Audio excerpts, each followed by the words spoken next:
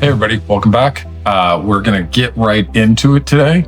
As you may or may not have heard, GLM decided to release 5.2. Everybody's talking about it. It's talk of the town, right? It's destroying Fable. It's better than Opus. You've all heard it by now. So I'm throwing that in the mix so we can see where that one stands versus DeepSeek, the old standard, and Opus, right? And I've also given a lot of thought to the proper method of actually determining if I have actually achieved the goal of beating Claude.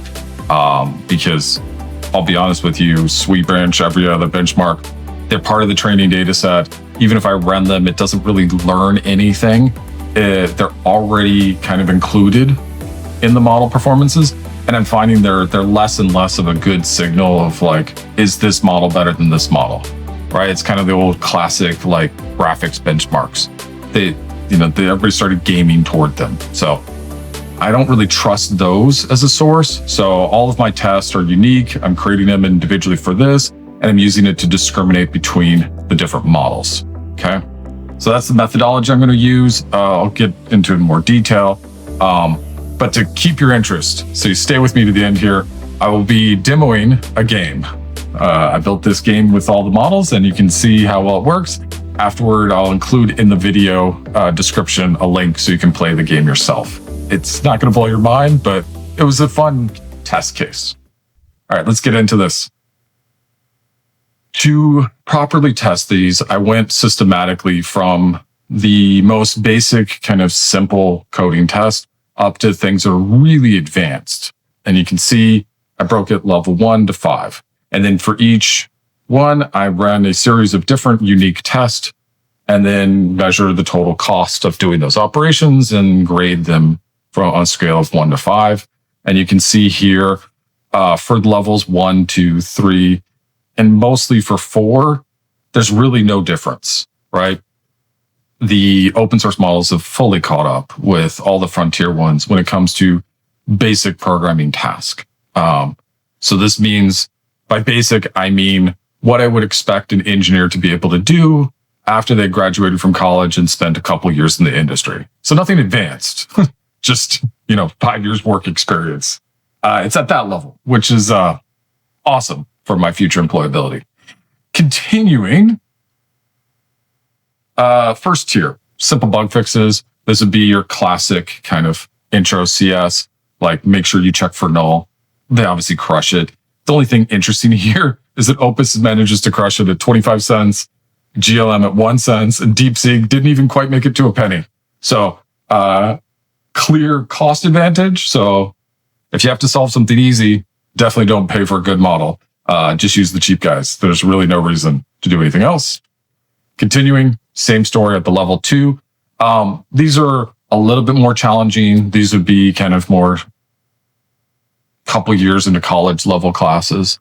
You have to have really strong grasp in programming. Obviously, crushes it. All right. Again, massive cost difference. Continuing, this is one where you have like a large project. This is not just a simple homework assignment. This is like substantial. So this would be fixing something in like, an open source repo or something like that, where it's like a big project. You need to fix like a major issue, you need to refactor something along those lines. Okay. You can see again, they all beat it. Huge cost differential. All right. So consistent story so far. Use the open source if you don't want to spend a bunch of money and destroy the environment. All right. This one was interesting. So this is the first time I got anybody to get anything other than a perfect score. And I thought it was Opus of all things. It was a fluke run. So it's not like, I'm pretty sure if I run it multiple times, we would eventually figure out how to defeat this one. But these tasks, this L4, this would have broken most models, would have failed on this even a year ago.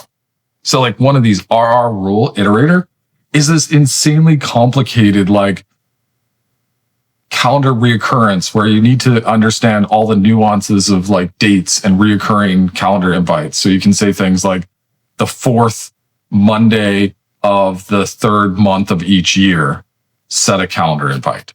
So any crazy reoccurrence pattern you could ever imagine, and it's trying to verify that the thing is working correctly. So that's just requires an amazing amount of reasoning. And interesting note is actually the RWorld iterator was one that helped me find a bug in my GLM implementation. When I first turned on GLM 5.2, I did it incorrectly and did not enable reasoning. And that, like, it was getting a 0 on this test, just completely bombing out. So that was one where it's like, what's going wrong here? Oh, didn't turn on reasoning. Turn on reasoning, goes to 5. So you can see, again, massive cost difference. GLM consistently seems to be running about 10 times more expensive than DeepSeek, is what it is. Here's where we're getting into the really, really hard ones. Like, this is the level where not all engineers are going to be able to do this, period.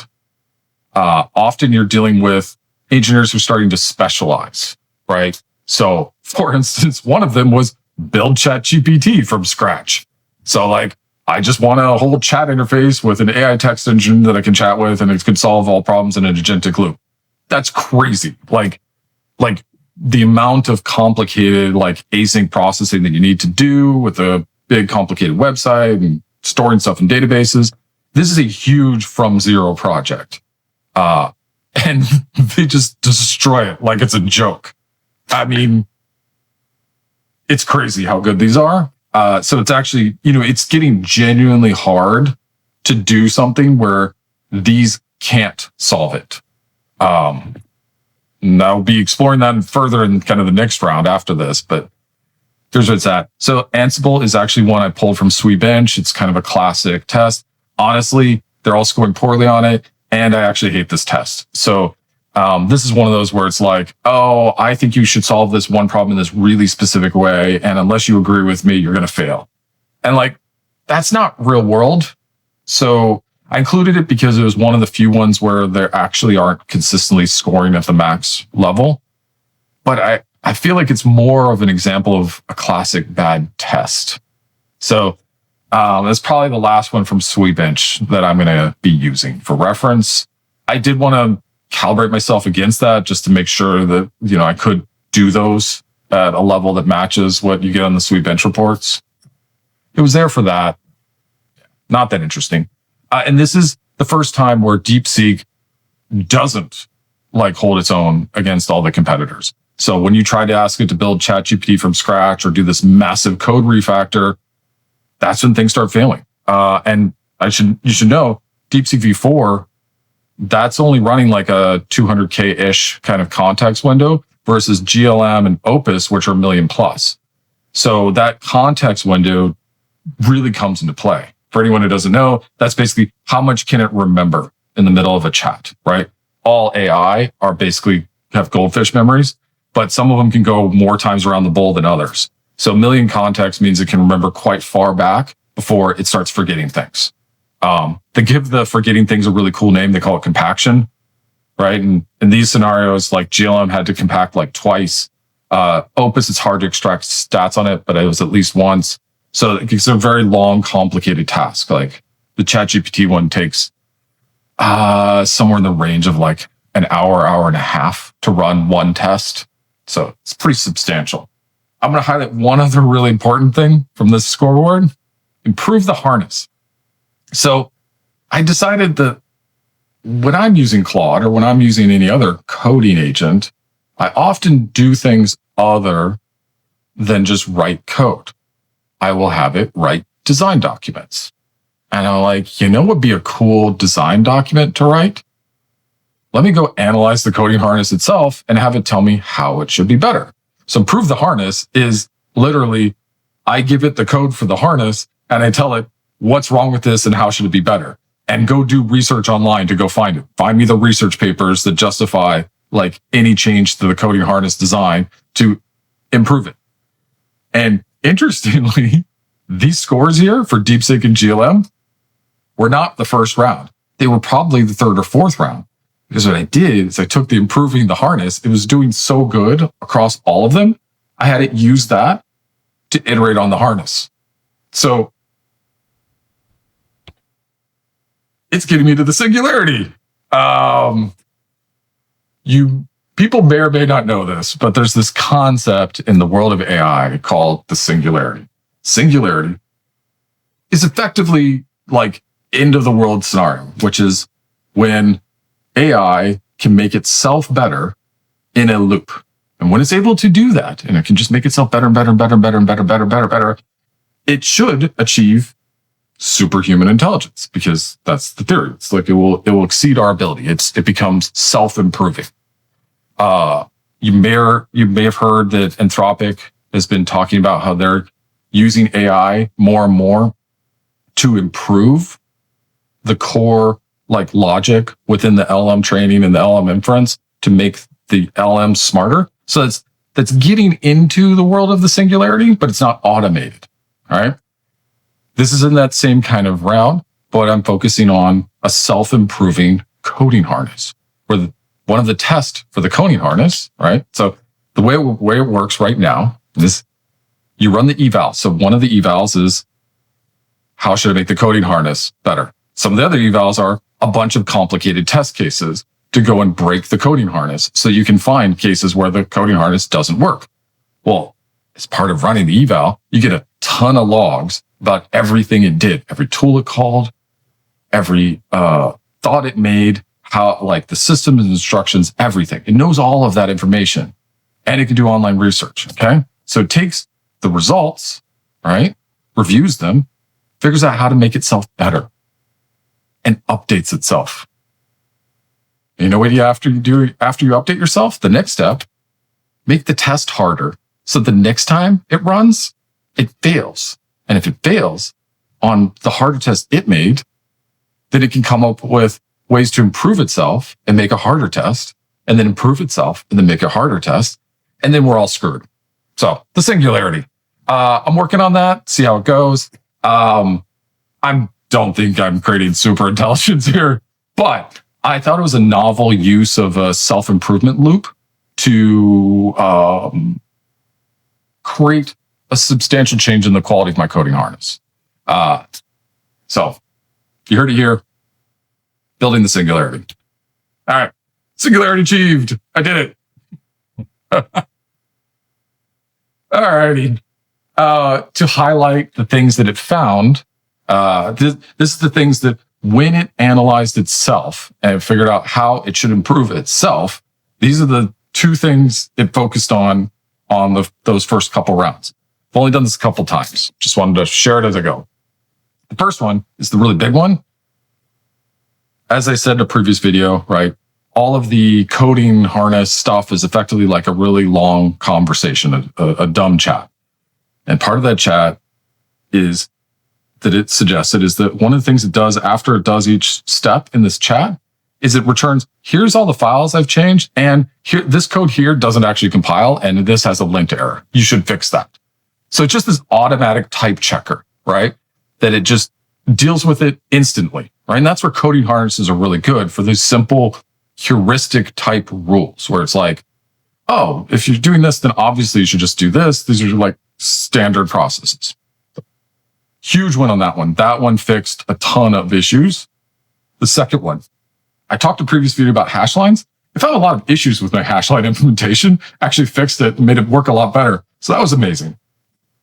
LSP, that's the language service protocol. This is the thing that's like, if you want to do like a bulk rename across the code, or you want to see what code references this other code, it's the thing that does that. So it exposed that functionality directly to the coding to the LM via the coding harness. Python brought that up in previous videos, introducing a judge step where it's like, as we go, let me go and look at the result and then assess it and then potentially give it feedback automatically. And then some exploring some swarm stuff, which I'm not going to get into this video. That'll hopefully I'll cover in a future one. But these changes are what drove these previous results all the way up to fives, and made it so that GLM is, for level 5 level tasks, on par with Opus, which, I mean, I'll be honest with you, I don't know if I can code these tasks as well as this guy, these things can now. So like, this thing's clearly starting to exceed my abilities. And I've been doing this for a while. So, all right. After this, so I'm going to show you the games in a bit. So as is pointed out in level 5, one of the level 5 tasks is build a game. So I'll show you what the games look like, and we'll end on a fun note. I think that'll be entertaining for y'all to see. But I want to highlight what's coming next. Okay. So obviously we got the singularity. So we got to focus on the singularity. Singularity is a huge opportunity to just iterate and iterate and iterate, iterate. And the loop with the coding harness will get better and better and better. The tests will get harder. Right.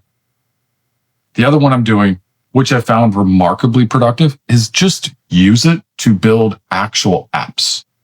So I have a fully baked chat app. You can go try it out. It's on Uglybot. I have a news thing. I went and just said, like, go give me a clone of like ground news mixed with like The Onion and like come up with some weird combination. So feel free to go try that out. See if you think it's amusing. It's weird. I was just like, conceptually, I thought that'd be really funny. You know, you hear the ground news ads on like almost every video. So yeah, maybe I'll have to do a NordVPN app too or something. Clash of Clans. Anyway, got that. And Ink is a really cool one. I built this one for my wife. She's a writer and she's getting a little bit of writer's block. And I'm like, I looked out there and it's like, there's so many AI tools for just belching out a stupid AI generated story. And you know how many people want to read an AI generated story? No one. Literally no one wants to read it. People are as excited to read an AI generated story as they are to talk to a customer support bot, right? It's just not interesting. Clearly, I'm in the world of AI. I'm not fighting AI. I'm not some Luddite hating on AI. I don't want to read an AI generated story. They're not interesting. And it's because like AI, I don't know how to describe it. It just isn't human, right? It doesn't do things like that. It's not truly creative. So it's mostly cloning us and like making weird photocopies of our creativity that it's learned from and copied before. So I took a very different route on this. It's like, okay, what if I make an app that doesn't help you, that won't write a thing for you, but it uses AI in like a really advanced way to help you write. Okay. So on like the left side, you can go see, here's all the characters in your story. Here's a dossier built of each of the characters. Here's like all the places that are in all of the various scenes. And then as you're typing, it goes and analyzes and gives you feedback of like, are you sure that this would happen to this character? Given the previous things you've said about this character, this seems inconsistent. You know, like the really high end kind of editor level feedback. It analyzes the emotional arc of your story. It analyzes predicted reader engagement as they read through the story. So it can see like how well people go. It will simulate different personas reading your story and what sort of reviews they would give you. It has an agentic chat on the side that knows everything about what you've been working on, can do internet searches and answer questions like, how would Susie get out of a locked room, right? Given the circumstances in the story. And it just will read the story. It reads the dossier for Susie and it does internet searches and combines and gives you a whole bunch of suggestions of ways you can go with your story, right? So it's AI to assist, not AI to replace. So that's a fun idea, playing around with that one. It's a test app that I built to kind of verify the coding harness is functional. Every good platform has an app. Windows has Office, right? The browser has Google. You know, they're built in parallel, right? Like the app makes the platform better, the platform makes the app better. All right. So I need my apps to kind of push it to do it.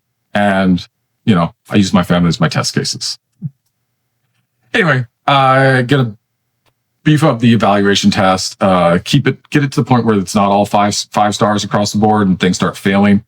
I have a whole round of that coming soon. So that's all coming. Let's get to the game. All right. So first one here. Okay. This was the one built by GLM 5.2. literally the prompt is build a cool breakout game. Okay. So click here and it just tracks your mouse and you go click and you're off to playing. So that is, look how fun that is. All right, next one. All right, this is what DeepSeek did. Same prompt, right? Interesting, they all decided to do that same mouse interaction for controlling it and the same click to start. That was not part of the prompt. Clearly, they're all, distilling from each other and like learning. Failed. All right.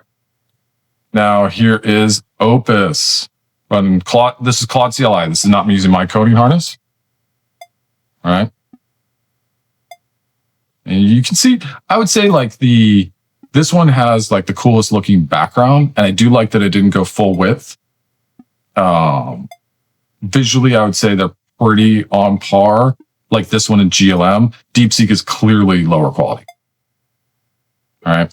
And this is one of those classic ones where, oh, nice. And I love that it like hits up into the text. And I have played the other ones. They all have these same like extender features. So it knows about this classic rules of Breakout. So yeah, you definitely don't want to be an engineer trying to make a Breakout game these days. That problem's been solved. So I'll publish these and then give everybody links to them so you can try it out yourself. And look forward to chat with everybody on the next video. Crushing it.